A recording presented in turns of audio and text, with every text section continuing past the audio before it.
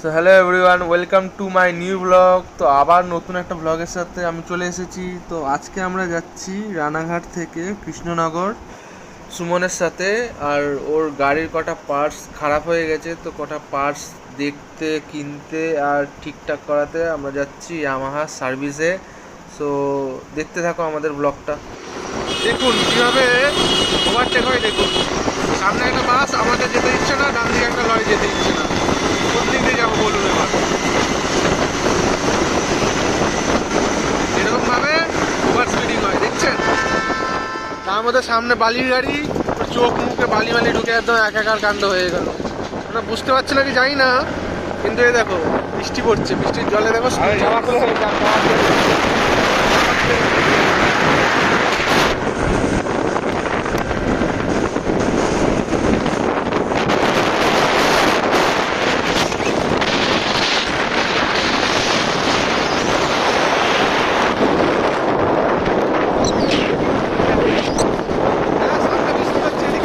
এদিকে রোড শুকনো, সামনে বৃষ্টি হচ্ছে লেভেলে।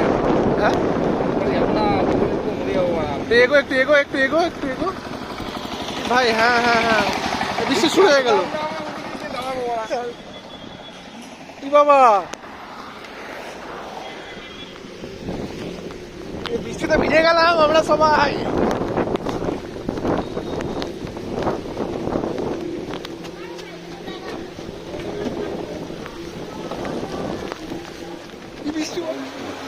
ও ভাই, এমন জায়গায় বৃষ্টি দিলে শেডও নেই নাকি? না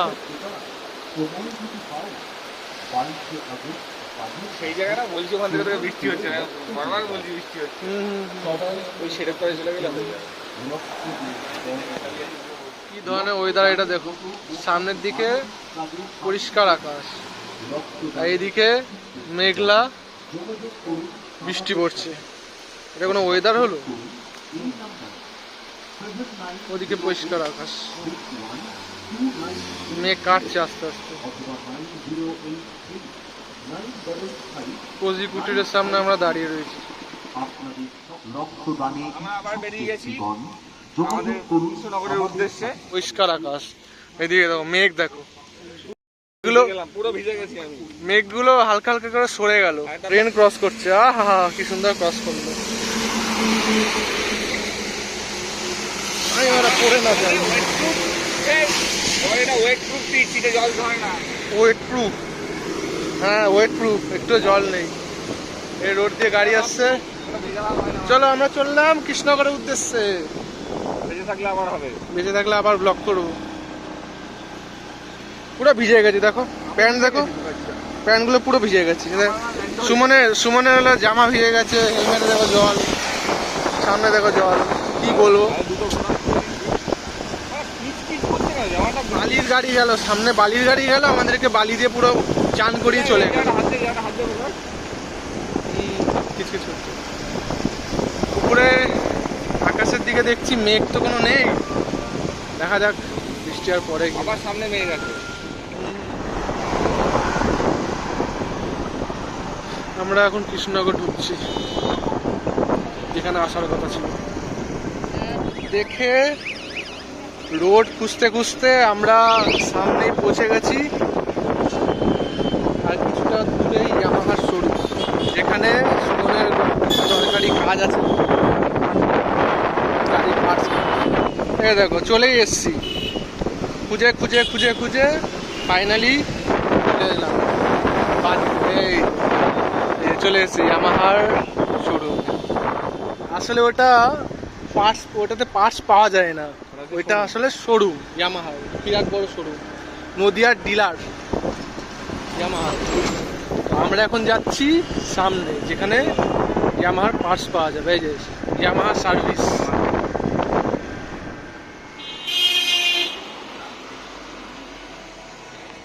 এই যে সামনের এই জিনিসটা চেঞ্জ হবে, এই জিনিসটা চেঞ্জ হবে,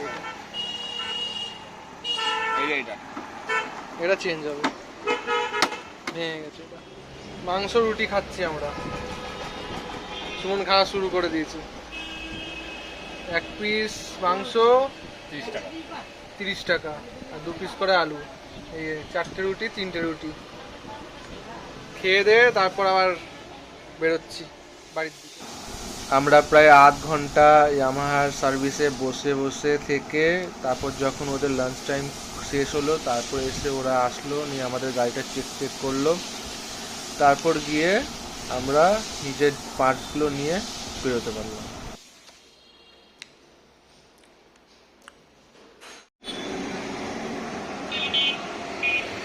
এই হলো জিনিসটা, এই জিনিসটার জন্য এতটা কষ্ট করে সুমন আমাকে নিয়ে এসেছে। এই হলো জিনিস, এই জিনিসটা ভিডিও করে রাখলাম আমি, যদি ভেঙে টেঙে যায় পরে আমার কাছে ভিডিও নিয়ে ইয়ে করতে হবে। এতে দেখে নেই। হ্যাঁ, সামনে এখানে দুখানা ফুটো ছিল তো, ডান দিক যাবো নাকি?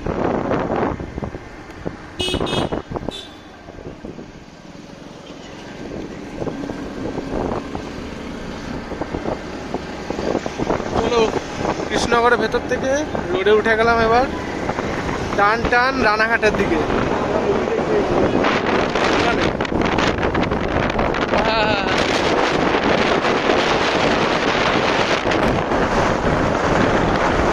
ভাই মেঘ প্লাস রোড, আলাদা রকমেরই ওয়েদার।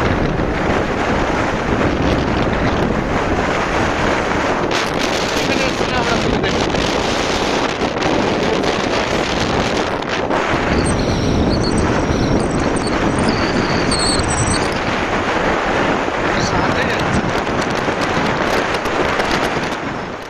সো আমাদের একটা অ্যাডভেঞ্চারাস ডে গেল। সকালে বেরিয়ে বৃষ্টির মধ্যে ভিজে ভিজে কৃষ্ণগুজে পার্টস কিনে বাড়ি আসা একটা আলাদা রকমেরই রোমাঞ্চকর দিন গেল। সো আশা করি তোমাদের ভিডিওটা ভালো লেগেছে। ভিডিওটা ভালো লাগলে লাইক করতে ভুলবেন না, চ্যানেল সাবস্ক্রাইব করতে ভুলবেন না, আর শেয়ার করতে ভুলবেন না। আবার দেখা হবে নতুন ব্লগের সাথে। টাটা।